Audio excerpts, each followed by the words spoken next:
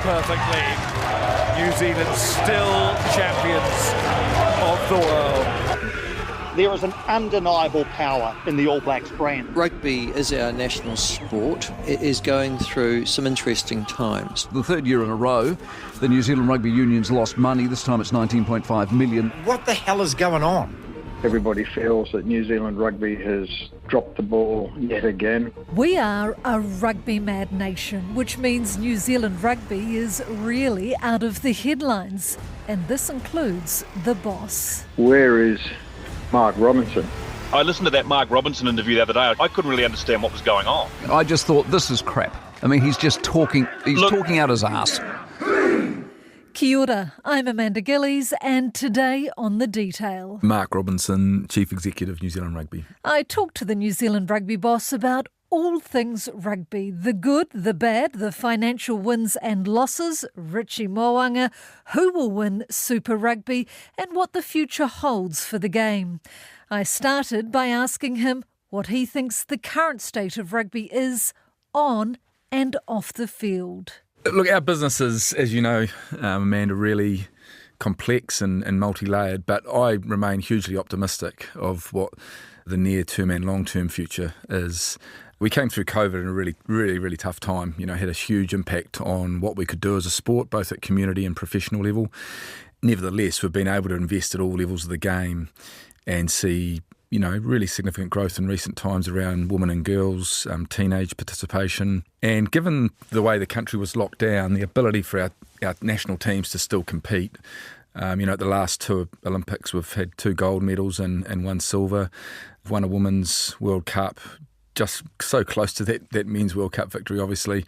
And we're starting to see signs of the work we're doing in terms of the product of the game, the on-field product. When you look at Super Rugby Pacific this year, I think it's universally seen as one of the best competitions we've had in many years. So we know we're getting a lot of things right. You know, very topical at the moment, and probably where one of your questions is heading to is about the financial performance and the overall financial sustainability of the game. New Zealand Rugby has posted a new $19.5 million loss for 2024. This is the third loss in a row, and it's despite rugby bringing in record income of $285 million. Chairman David Kirk and the CEO Mark Robinson did their best to infer that life financially for the sport is sensational, despite the fact it is not. I think there's areas of the game that are bloated. Staffing numbers in some areas of NZR, I think, are bloated. I think costs can be cut. Clearly, they're overspending, right? And I think it's important there to just have a bit of context. When we look at what we've done over the last few years, we've made a lot of investment choices for growth.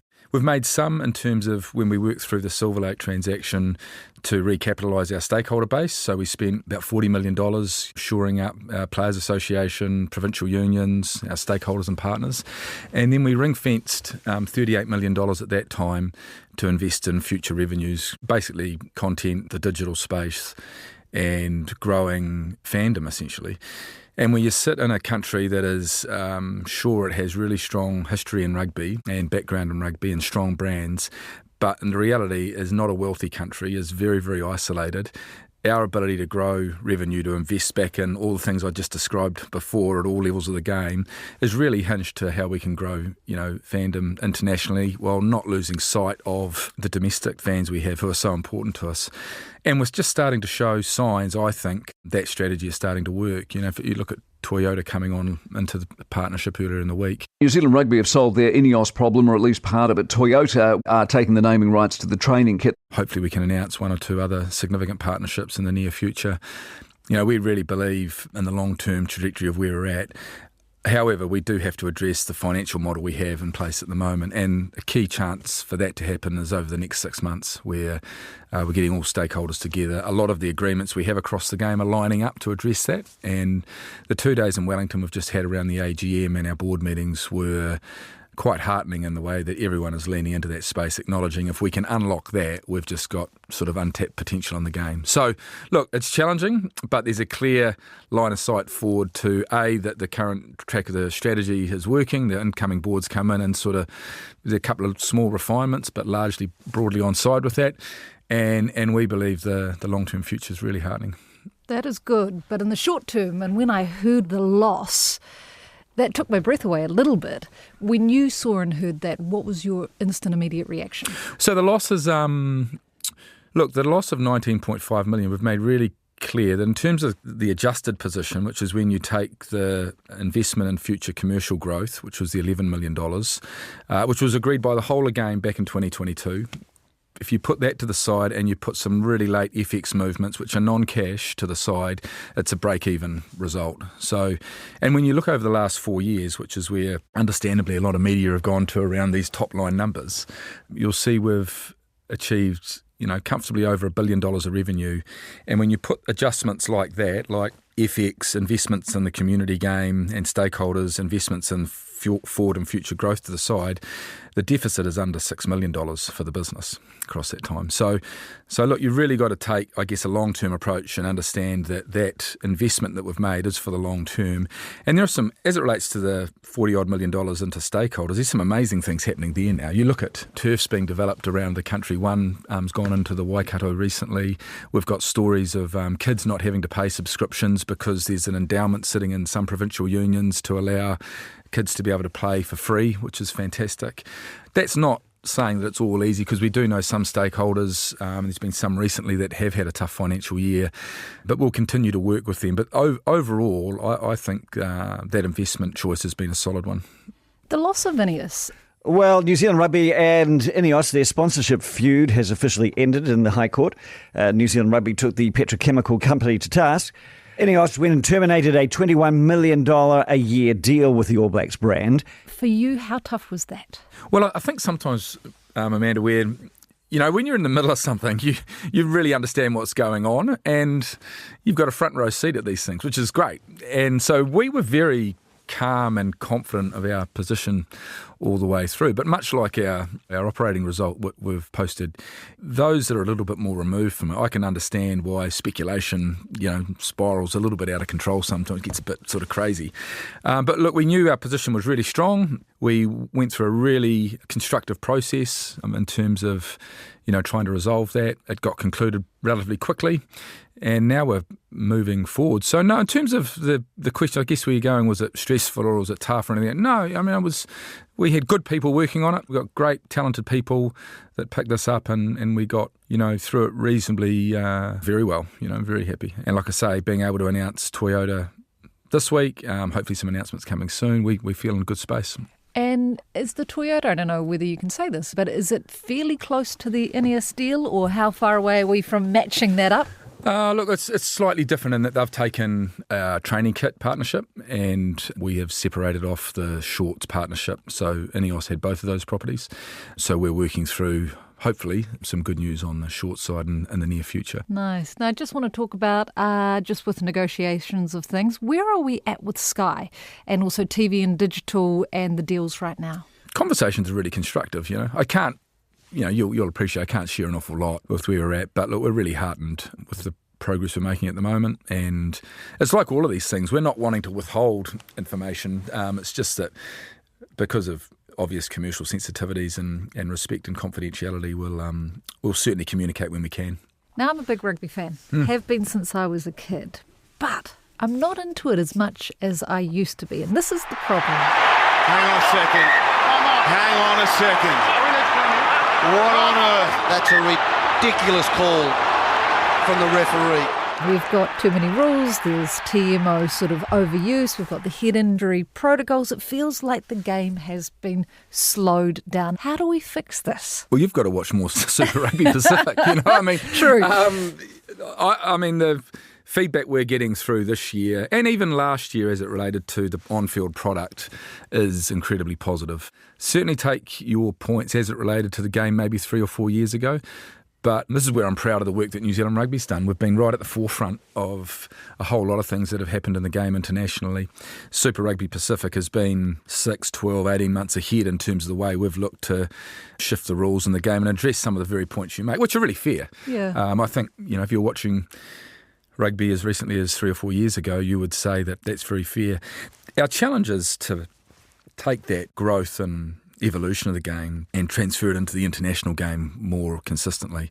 So when we see tournaments like World Cups coming up at the end of the year with our Black Ferns, or Rugby World Cup in 2023, where I think it's really fair to make the observations you did. There were too many stoppages. There was confusion around, the offering of yellow and red cards in certain situations.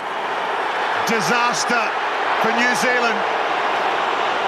It's a red card for the captain, Sam Cane. But look, we feel we're making good progress through that. And look at Super Rugby this year, I think it's the culmination of a lot of things. That work as it relates to laws and the shape of the game.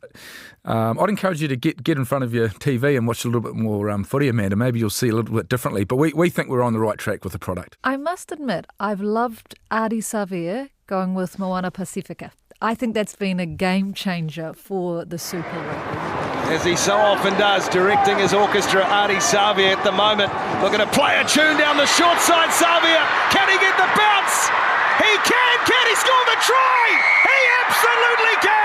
Would you agree in how that sort of got everyone it's reinvigorated it a little bit, I guess? Well, it's certainly been one of many talking points, hasn't it? I think Artie's playing wonderful, wonderful rugby. It's clear he's playing with a passion and a freedom, which is really cool to see. But we've got, week on week, we've got upsets. We've got clearly the Australian teams, coming back to 4 sides in the competition, are more consistently competitive, and that's been great for the competition. Up until now, we've had wonderful weather, so we've just had really free-running rugby. And we've had, I think, players and coaches engaging in opportunities to speak more openly about the competition and what they're up to. So I think, we're overall really happy.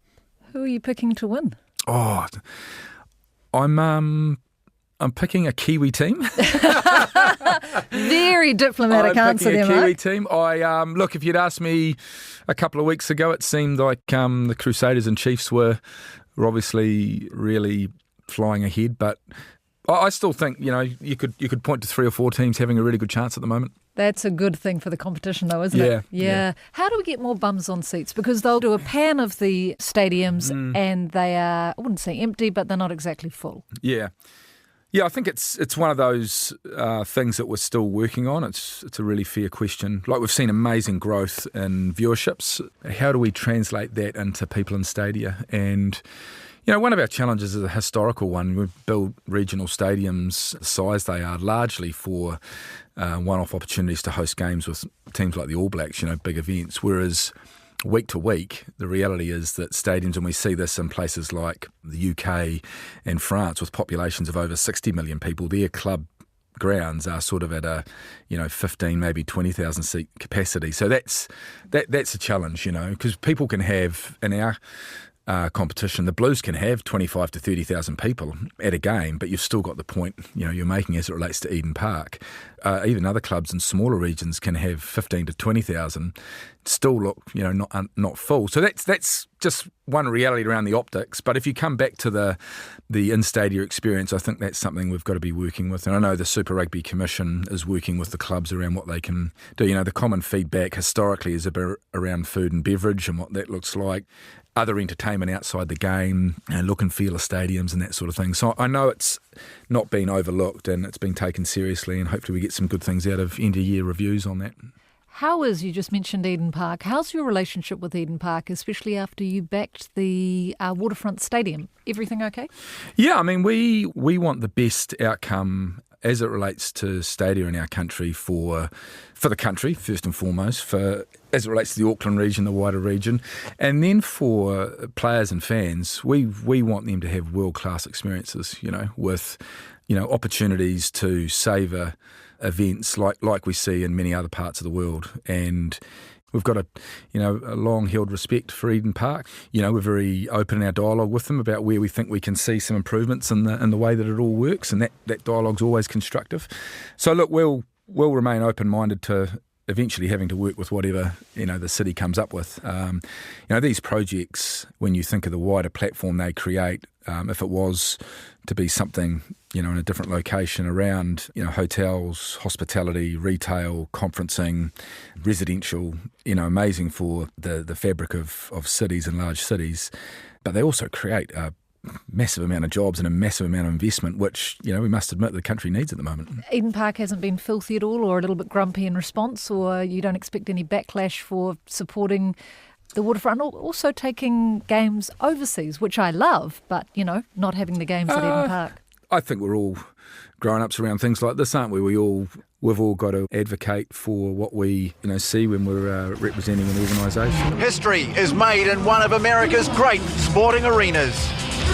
A record sellout crowd of 62,000 have come to Chicago's Soldier Field as the All Blacks face the US Eagles. Overseas, yeah. I mean, the reality is, and this is one of our challenges as it relates to our revenue profile, we've done a really strong job in growing revenue, but one of the areas where we sit behind a lot of other parts in the world compared to areas like sponsorship, for instance, is around match day revenue. And so when you combine that reality with the need to want to grow our fan base internationally, that's where it brings into question some of the really attractive offerings we're having out of places like Japan, USA, parts of Europe.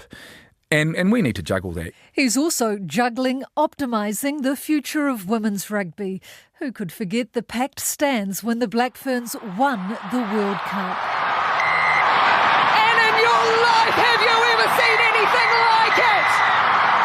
From the depths of despair to World Cup winners once more. New Zealand are the champions. But now women's rugby is being out there and funded as well, and even less people are going to watch that, apart from friends and family. I'm struggling to think of anybody who goes and watches women's rugby these days. Is the women making money for us, or how do we get more people, again, to watch them and, put those bums on seats and eyes on screens? Yeah. Look, we're definitely taking a long-term approach as it relates to the commercial side of the women's game. We're making investment now of well over $20 million a year across a whole range of different activities. People want to know about return on investment, and that's not always commercial in reality.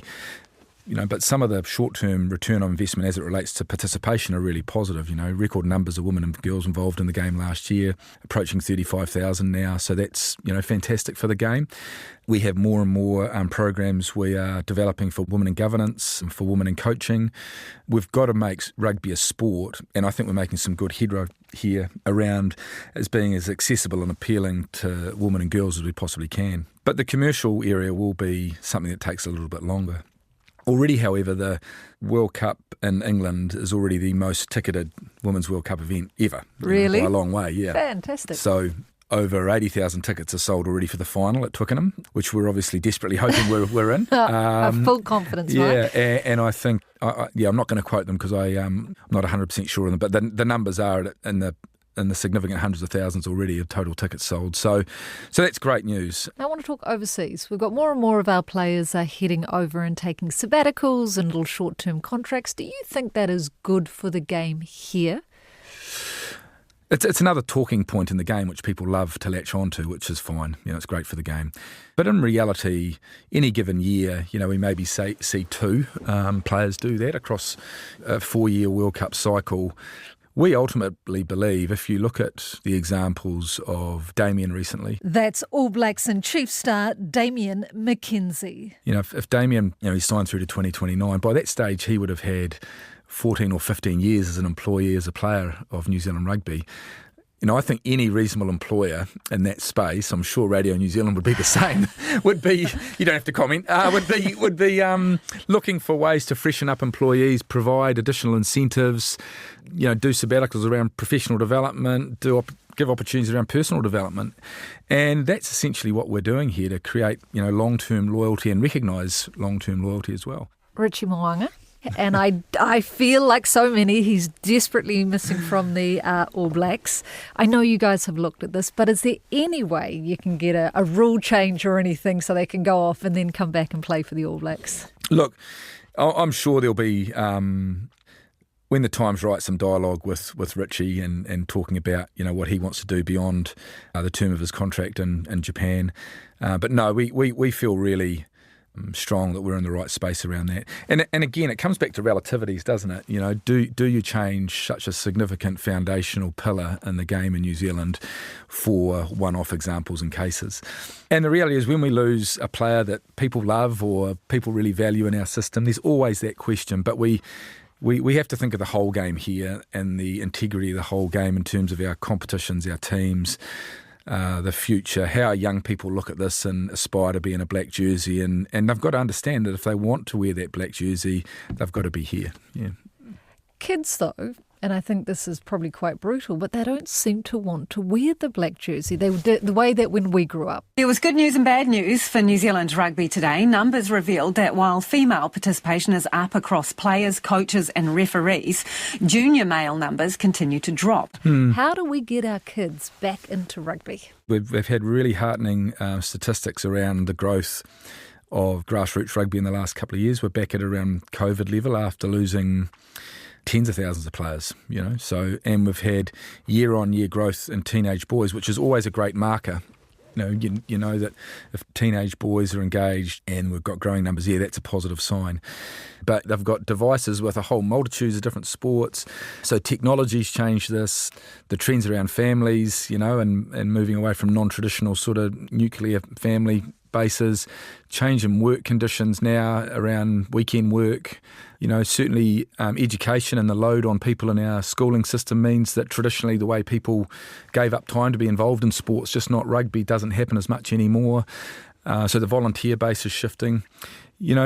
Society has changed significantly in the last 5 years, let alone the last, 25 or 30 years that we're referring to when we cast back to our, maybe more in my case, but years ago in terms of where we're going. Yeah. So, look, I'm not as down as what some commentators get in this space, but I do acknowledge it's different. Now, we're about to start the international season again for the All Blacks. How are we looking? And a year in, how is Razor looking? Look, we think we're in good shape, yeah. The transition last year was significant in terms of the number of change we had at management level. We absolutely were committed to that. We think it was the right thing for the environment, and we're backing, this team 100%. And I think Razor would be the first to admit he's learnt a lot in that space. We focused on eligibility before. I'm sure there's a range of other things that, as we've gone through the reviews at the end of last year, we know we can be better at. But also, I think when you look at some of those games last year, especially the back end of the year, the team was really starting to gel and connect nicely. That French game was a hard one to take, a 1 point loss, but otherwise we would have had an incredible end-of-year tour. France win it! 30-29. There's a deep, deep hunger to get better every day, no matter how well we think we're doing, and that sits certainly within the All Blacks. And when you look at the schedule we have, this rubbish about France bringing a weakened team and not being competitive and all that is just rubbish. And so that's going to be, it's going to be an incredible series. Everyone's obviously talking at the moment. I know the team will be focused on France, but South Africa here is just a huge opportunity. And then we have a Grand Slam opportunity and a Bledisloe Cup series thrown in for good measure as well. And we expect to see, a continued sort of refinement and improvement on and off the field. For you, it's high profile. There's a lot of pressure. There's a lot of talk and stuff for you. How are you holding up in the top job in the current state where New Zealand rugby is at the moment?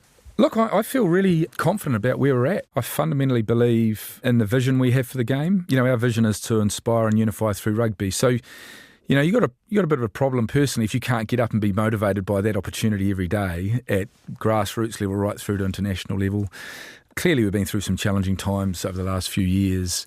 At a personal level, look, I think early on in the role, you're probably a little bit more sensitive to some of the things that are said and done in that space. I mean, now, when if you make a stuff up, and you know when you don't, and our teams do, and you've got to be open and honest enough to reflect on when there are mistakes made, and you've just got to be resilient enough when things are said or done that are unfair or unreasonable, but you've got to stay high, and one thing I think I've been able to do is to not engage in some of the petty toxic stuff that goes on around the game sometimes. But ultimately, he wouldn't have it any other way. There's a lot of scrutiny on the game and a lot of care and passion, and I thank people for that. It means a lot to us. The day, you ask, am I okay? The day where people don't care or don't have a view on it, I'll be more worried then than the day where they might have views, even if they're not well-founded or well-researched or have a lot of logic behind them. That'll be a day when there's a bit more to be concerned about. But I love the ability to go into any environment in New Zealand, people to be able to come up to me and share their views and talk about the game, and that's pretty cool. So thank you for providing that forum as well. That's all for today. The Detail is a newsroom production supported by RNZ and New Zealand On Air. thank you to Mark Robinson. This episode was produced by Alexia Russell and engineered by Alex Harmer. I'm Amanda Gillies. Matua.